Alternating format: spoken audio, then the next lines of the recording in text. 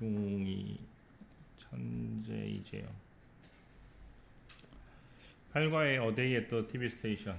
기억에 아마 아버지가 방송국 일하시는데 놀러 가는 그런 내용 아닙니까? 주요 의사소통 표현은 관심에 대해서 묻고 하고 되고 싶은 것 답하기라는 게 있고 크게 문제가 될 거 없는데 오늘은 이제 주요 문법 사항에 대해서 배우게 될 것 같습니다. 관심에 대해서 묻고 답하기는 너는 뭐에 관심이 있니? 라고 물어보는 What are you interested in? 이라고 물어보는 표현이 대표적인데 대표적으로 What are you interested in? 하거나 Are you interested in 무엇? 이런 식으로 말을 하면 되겠죠. 그래서 답을 할 때도 이렇게 답을 하거나 또는 나는 뭐를 좋아합니다 라고 답을 하면 되겠습니다. 되고 싶은 거 묻고 답하기. What do you want to be in the future? 미래에 뭐가 되고 싶습니까? I want to be a writer like my dad. 아버지처럼 작가가 되고 싶어요. 미래에 뭐가 되고 싶니? What do you want to be when you grow up? 자랐을 때 뭐가 되고 싶니? 뭐 이렇게 하면 되겠죠. 크게 문제가 없는 것처럼 보입니다. 넘어가서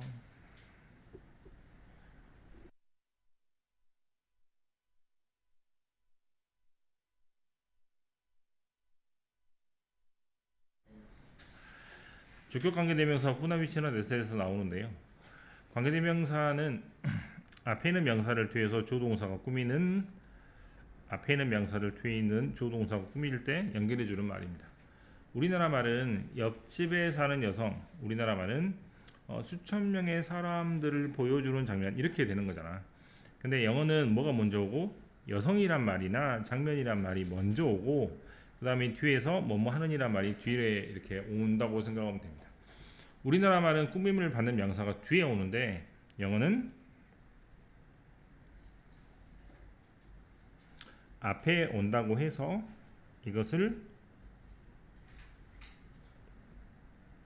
자리를 잡아주기 위해서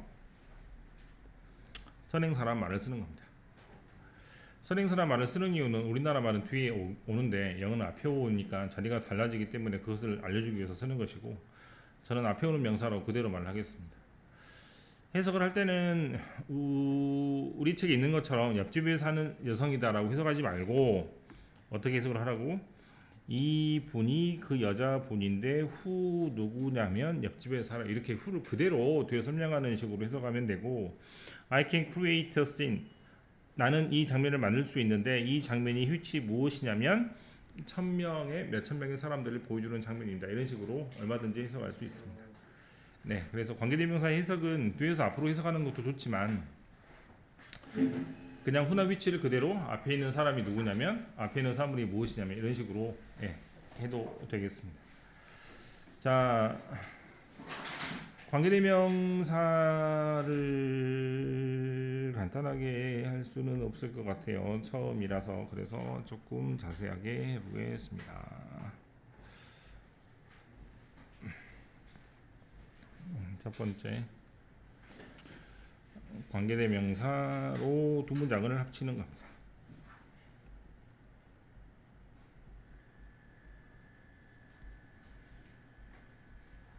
첫 번째 문장은 This is the woman이고 아까 그 문장 그대로 쓸게요. 두 번째 문장은 She lives next door입니다. 우리나라 말은 옆집이라고 하는데 영어에서는 옆문이라고 합니다. 그래서 door라는 말이 말 그대로 집이라고 해석하면 되는데 이건 두 문장이잖아, 그렇지? 그럼 한 문장으로 고치면 뭐가 되고 옆집에 사는 여자입니다 라는 말이잖아. 그럼 뭐가 한 번만 나오면 되겠어요? 여자란 말이 한 번만 나오면 되겠죠? 그래서 똑같이 반복되는 명사를 네모를 쳐서 반복되는 명사를 없애가지고 이걸 뭘로 바꾸면 후나 휘체나 대수로 바꾸면 되겠습니다. 그래서 반복되는 겹치는 명사를 찾아서 이것을 뭘로 바꾸면 후나 휘체나 대수로 바꾸면 이게 관계대명사로 두 문장을 한 문장으로 바꾸는 것이기 때문에 가장 기본적으로는 이렇게 서술형으로 나오는 게 대부분일 것 같아요.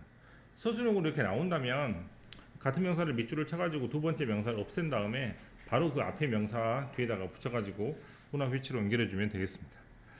그 다음 두 번째 앞에가 사람이면 뭘로 연결하고 앞에가 사물이면 뭘로 연결하고 위치 앞에가 사람, 사물 아무거나 다 되는 관계대명사는 대십니다.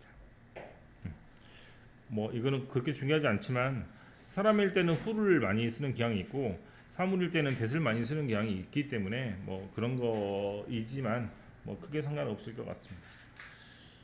가끔씩 동물에다가 너무 사람처럼 친하다고 해서 who를 쓰는 경향이 있는데 교과서에서 웬만하면 뭐 개나 고양이가 나오면 which로 연결하면 됩니다. 문제가 어떻게 나왔는지 한번 살펴보면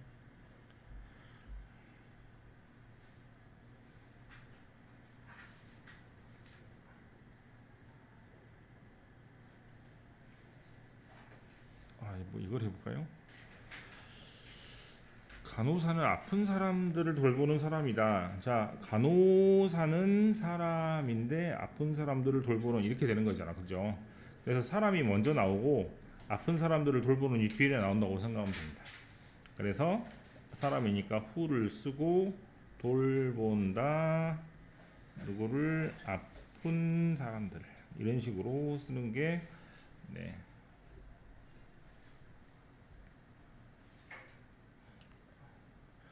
관계대명사로 이어지는 문장이라고 생각하면 되겠고요.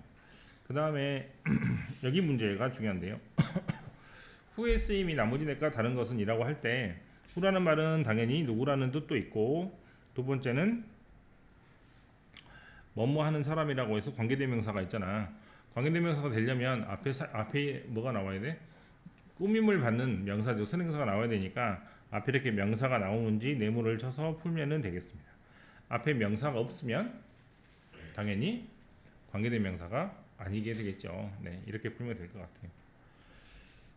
크게 문제 없는 것처럼 보입니다. 혼자 풀어보시고 넘어가서 네, 2번 동사, 목적어, 투부정사를 할 텐데 대부분의 동사는 목적어 다음에 to를 써서 목적어한테 뭐뭐 하라고 합니다 등등으로 해석할 수 있는 구조가 만들어지고 이때 동사는 대표적으로 여기 나와 있는 것처럼 want나 ask나 tell도 있지만 이거 말고도 굉장히 많은 동사들이 있기 때문에 이거를 다 외우기는 실은 힘듭니다만 대표적으로는 want나 ask나 tell 3개를 외우시면 되겠습니다. 근데 이게 너무 많으니까 뭘 외우면 되겠어? 아닌 걸 외우면 되겠죠. 예외 뭐라고 적어? 원래는 주어 다음에 동사 다음에 목적어 다음에 뭐가 나오면 동사가 또 나올 때 뭐를 쓰는 게 원칙인데 to를 쓰는 게 원칙인데 to를 안 쓰는 경우가 있다 그랬죠? 언제입니까?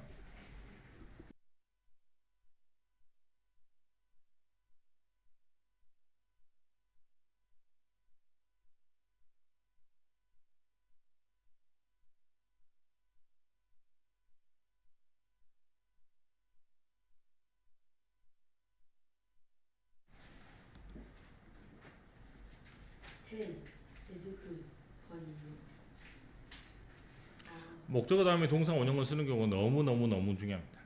왜?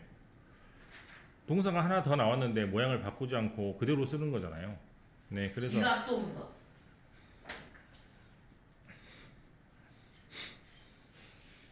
그래서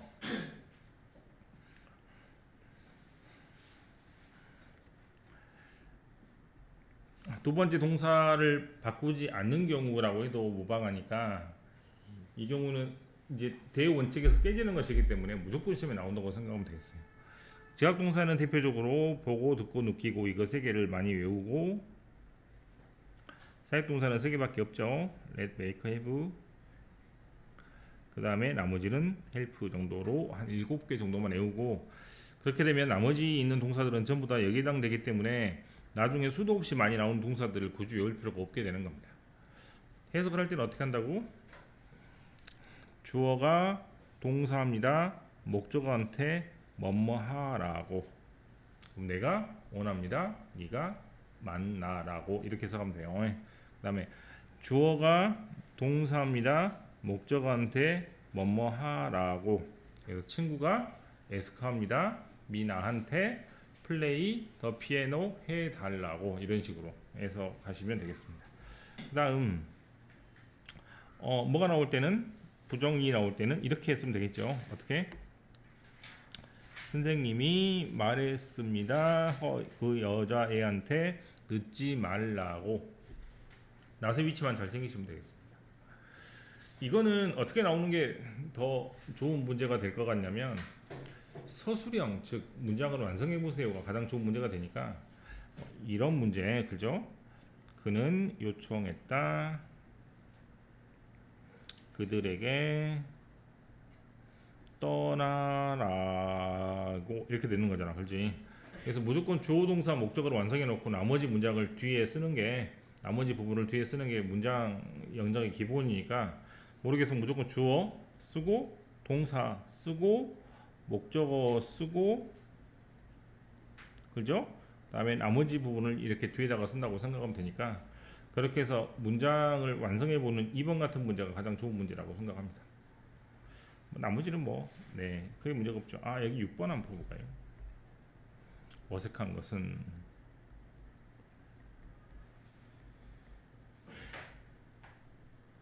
뭐가 틀린 것 같습니까?